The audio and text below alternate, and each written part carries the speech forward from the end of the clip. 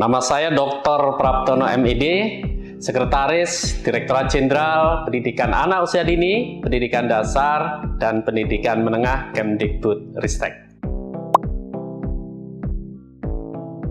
DAK Fisik Bidang Pendidikan adalah APBN yang merupakan bagian dari transfer ke daerah yang dialokasikan untuk mendukung pembangunan pengadaan sarana prasarana di daerah dalam rangka untuk mencapai prioritas nasional, mempercepat pembangunan daerah, dan mengurangi kesenjangan layanan publik.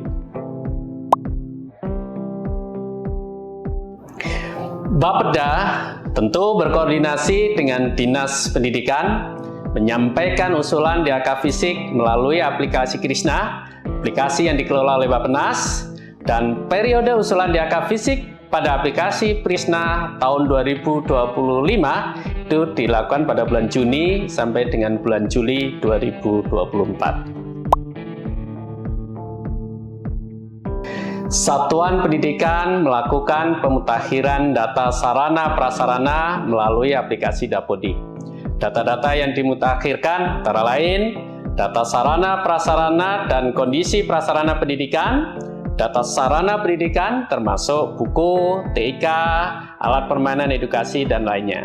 Lalu, ketersediaan lahan, berapa total luas lahan yang tersedia untuk pembangunan.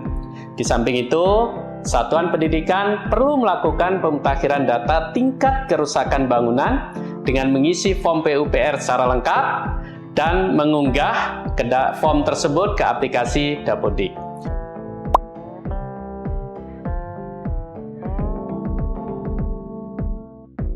Dinas Pendidikan sesuai dengan kewenangannya itu melakukan pembinaan, pemantauan, dan verifikasi data satuan pendidikan dengan kondisi real, termasuk data ketersediaan dan kondisi sarana dan prasarana.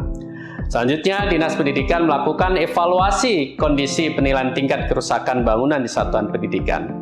Untuk penilaian tingkat kerusakan bangunan di satuan pendidikan, diharapkan Dinas Pendidikan dapat bekerja sama dengan dinas yang menangani keciptakaryaan dengan menggunakan instrumen penilaian sesuai format yang ditetapkan oleh Kementerian PUPR.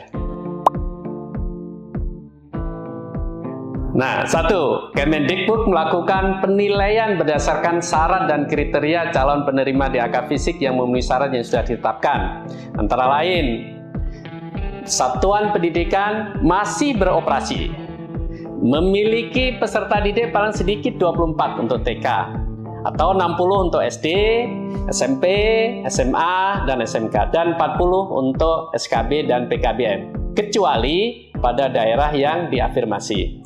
Sudah memiliki NPSN, menerima bantuan operasional Satuan Pendidikan atau BSP, mengisi dan melakukan pemutakhiran data pokok pendidikan dalam 2 tahun terakhir. Nah, ini memiliki akreditasi paling rendah B untuk TK yang diselenggarakan oleh masyarakat dan PKBM. Tidak menerima bantuan untuk prasarana dan sarana yang sama yang bersumber dari APBN dan atau APBD pada tahun anggaran yang sama.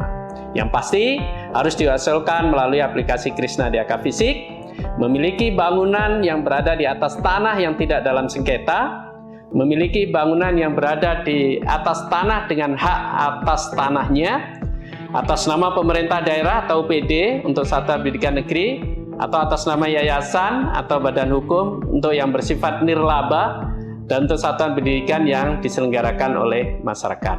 Atau khusus untuk wilayah Papua, hak atas tanah dapat berbentuk lain yang dibuktikan dengan surat pernyataan pelepasan hak atas tanah adat oleh pejabat yang berwenang. Tentu belum memiliki sarana atau prasarana sesuai dengan standar nasional. Dan yang terakhir, satuan pendidikan yang diusulkan untuk program rehabilitasi harus sudah dilakukan verifikasi penilaian kondisi bangunan oleh Dinas Pendidikan bekerjasama dengan Dinas Pekerjaan Umum dan Perumahan Rakyat atau PUPR, atau atas nama lain dinas yang memiliki fungsi keciptakaryaan melalui Dapodik.